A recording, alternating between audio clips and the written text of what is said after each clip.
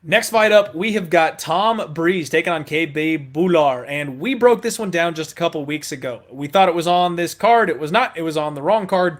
So now we get to talk about it and actually break it down for this fight. But I'm really going to just repeat a lot of what we've already talked about. Tom Breese 11-2, KB is 8-0 undefeated. Tom Breese comes out of TriStar, and the biggest thing that we know about him is his anxiety issues.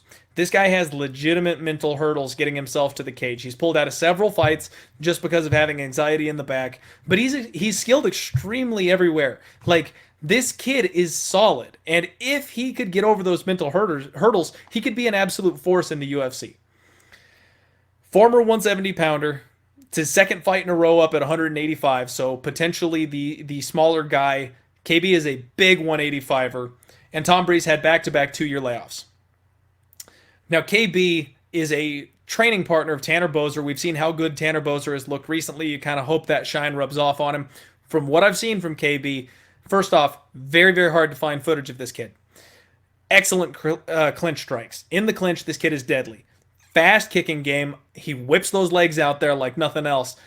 And he's mean. Kid is mean. He's also big for 185. I think KB is going to have a slight size and strength advantage here.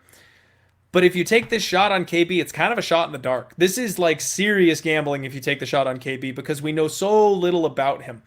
I think it might be warranted. I like everything that I see from him, but it's still a very, very dangerous proposition to make a bet here in this spot. And for some reason, I'm having a hard time finding the line. Where'd you go, KB? There it is, bottom. So Tom Breese is a minus 265 favorite.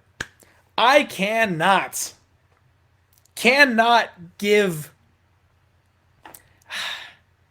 I can't tell anybody to bet on Tom Breese. This is parlay price.